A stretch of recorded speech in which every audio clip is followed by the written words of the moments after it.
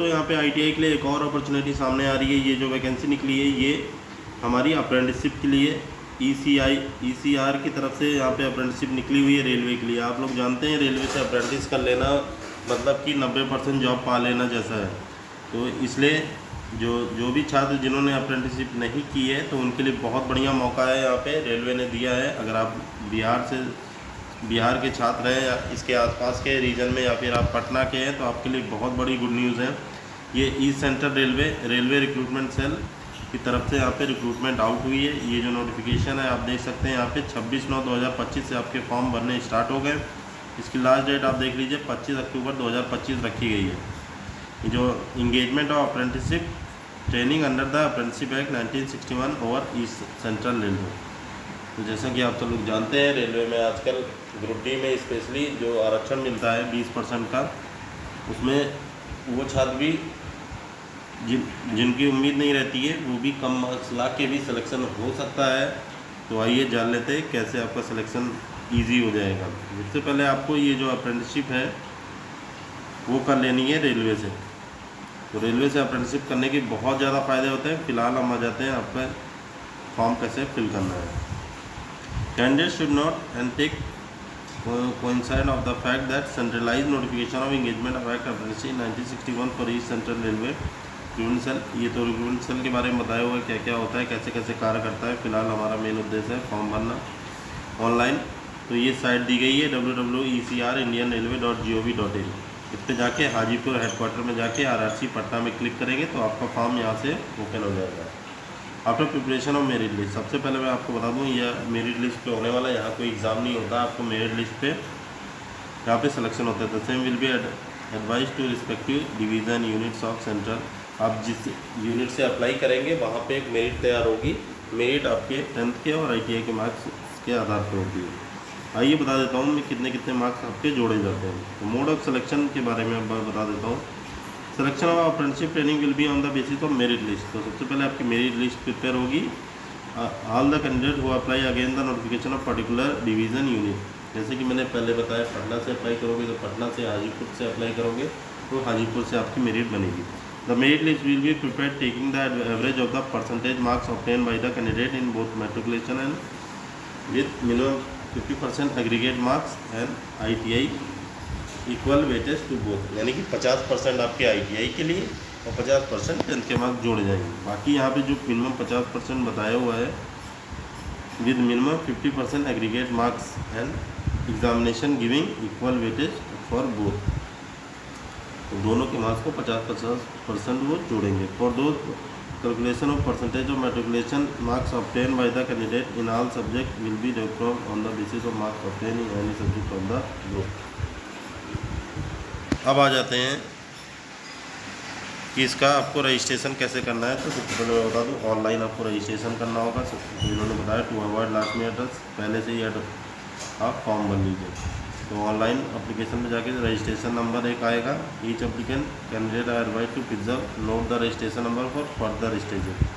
तो सबसे पहले रजिस्ट्रेशन कर लेना है। फिर उसके बाद रजिस्ट्रेशन नंबर जो जनरेट होगा उसको सेव कर लीजिएगा। मोबाइल में है तो मोबाइल में सेव कर सकते हैं, कंप्यूटर पे तो उसकी फ़ोटो ले लीजिएगा। तो वो नंबर आपको आगे काम आएगा वेरिफिकेशन के टाइम। छात्र काफ़ी गलती करते हैं, उसका नंबर नहीं लेते हैं, उसके बाद उनको दिक्कतें आती हैं। तो अब आ जाते हैं candidate have to choose 1 division 1 unit. तो यहाँ पे इन्होंने बताया है खाली एक डिवीज़न ही आप चूज़ कर सकते हैं। ऐसा नहीं है आप 3-4 डिवीज़न से आप फॉर्म भर दें। तो ट्रेड वाइज इन्होंने यहाँ वैकेंसी बताई हुई है। तो आइए जान लेते हैं कौन से ट्रेड वाले कितने वैकेंसीज़ हैं। सबसे पहले हमारा दानापुर डिवीज़न आ जाता है। इसमें जो फिटर सबसे पहले हमारा फिटर ट्रेड है तो टोटल 201 सीटें हैं। बाकी वेल्डर ट्रेड वालों के लिए 8 सीटें निकली है। मैकेनिक डीजल के लिए 37 सीटें, रेफ्रिजरेशन AC के लिए 75 सीटें हैं, फॉर्जर हीटर के लिए 24 है, कारपेंटर के लिए 9 है, इलेक्ट्रॉनिक मैकेनिक की 142 सीटें। काफ़ी अच्छी सीटें हैं दोस्तों यहाँ पे इलेक्ट्रॉनिक मैकेनिक की। फिर है पेंटर जनरल की 7 सीटें, इलेक्ट्रीशियन की 146 है, ये भी काफ़ी अच्छी सीटें हैं। वायरमैन की 26 है। टोटल 675 सीटें निकली हैं। अब आ जाते हैं धनबाद डिवीज़न। ये हमारा धनबाद डिवीज़न हो जाता है। यहाँ पे आप देख लीजिए ट्रेड दिया है फिटर की टोटल 41 सीटें हैं, टर्नर की 23 है, मशीनिस्ट की 7 है, कारपेंटर की 4 है, वेल्डर GNE की 44 है, मैकेनिक फिटर की 15 है और नेक्स्ट है वायरमैन की यहाँ पे 22 सीटें यहाँ वायरमैन की निकली हुई, टोटल 156 सीटें निकली हुई। तो अब आ जाते हैं नेक्स्ट डिवीज़न हमारा हो जाता है पंडित दीनदयाल उपाध्याय डिवीज़न। इसमें ट्रेड मैं आपको बता दूं, फिटर ट्रेड में 37 सीटें, वेल्डर में 3 है, इलेक्ट्रीशियन में 6 है, टर्नर में 1 है, वायरमैन में 1 है, इलेक्ट्रॉनिक मैकेनिक में 10 है, मैकेनिक डीजल में 4 है, टोटल 62 सीटें निकली हुई हैं। अब दोस्तों आपको एक ही डिवीज़न से अप्लाई करना है, तो ये सोच के अप्लाई करिएगा कि कौन सा ट्रेड आपका जहाँ पे मैक्सिमम सीटें वहीं से अप्लाई करिएगा। और ये आपके ऊपर है, आप चाहते हैं पास का डिवीज़न तो पास ही अप्लाई करें, ज़्यादा बेटर रहेगा। अप्रेंटिस ही जितना पास हो उतना अच्छा है, क्योंकि बहुत ज़्यादा पैसे नहीं मिलते हैं आपको, नॉर्मल मिलता है जिससे आप खाली वहाँ सर्वाइव कर सकते हैं। 7-8 हज़ार रुपये आपको दिए जाते हैं। अब आ जाते हैं सोनपुर डिवीज़न में। आप फिटर ट्रेड में आप दे सकते हैं 21 सीटें, ब्लैक स्मिथ में 5 सीटें, वेल्डर में 6 सीटें, कारपेंटर में 6 सीटें, पेंटर में 9 सीटें, टोटल यहाँ 47 सीटें निकली हुई हैं। तो अपना कास्ट वाइज भी अपना देख लीजिएगा, कौन से UR है, SC ST है, उस हिसाब से भी फॉर्म को भरिएगा, जब देख के ही भरिएगा। और ये भी देखिएगा आपके पास कौन सा पड़ रहा है, ज़्यादा कोशिश करिए कि पास से ही भरिएगा। बाकी फिर भी कोई भी आपके डाउट रहेगा तो एक बार टेलीग्राम में कमेंट करके पूछ भी सकते हैं, या वीडियो पे जाके भी आप कमेंट करके पूछ सकते हैं।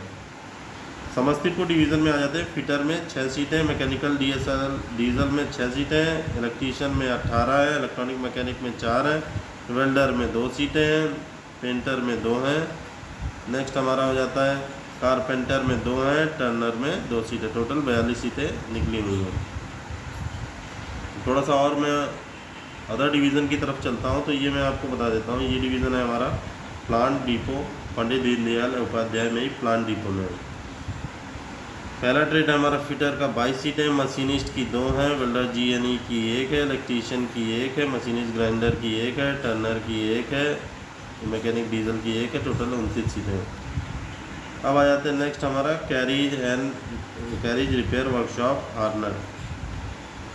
अब इसमें आ जाते हैं तो ट्रेड में बताता हूँ। फिटर की टोटल 74 सीटें, मशीनिस्ट की 12 सीटें, वेल्डर की 16 सीटें, इलेक्ट्रीशियन की 8 है, टोटल 110 सीटें।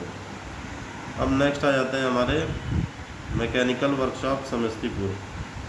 इसमें ट्रेड वाइज देखें तो फिटर की 9 सीटें, वेल्डर की 9 सीटें, मशीनिस्ट की 6 है, इलेक्ट्रीशियन की 4 है, टोटल सीटों की संख्या 28 है।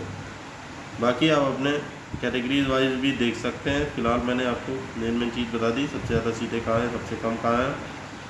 एज के बारे में आपको बता देता हूँ। बाकी आपकी कोई भी डाउट है तो मैं आपको बता दूंगा उसके बारे में, कौन सी डिवीज़न अप्लाई करनी है, क्या करनी है। कमेंट जरूर करिएगा कि कौन से डिवीज़न में आपको अप्लाई करना चाहते हैं। 2 या 3 डिवीज़न में कन्फ्यूज़न है तो मैं उस पर सेपरेट वीडियो बना दूंगा कि कौन सा डिवीज़न अच्छा होता है और कौन सा डिपार्टमेंट अच्छा होता है। इसमें भी कई डिपार्टमेंट है, कैरिज वैगन है, ऐसी बहुत सारे डीजल सेट है, तो मैं आपको वो चीज़ें बता दूंगा क्या क्या बेनिफिट है, कहाँ पे कार करने के और कहाँ पे ज़्यादा चांसेस होते हैं नौकरी के लगने के। तो आइए यहाँ पे एलिजिबल क्राइटेरिया में आपका एज बता दूँ, 15 साल मिनिमम एज और मैक्सिमम 24 साल तक एज मांगी गई है।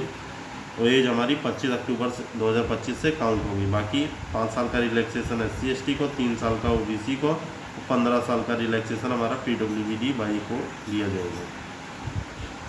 बाकी EWS के लिए कितनी क्या होना चाहिए उसके बारे में बताया हुआ है।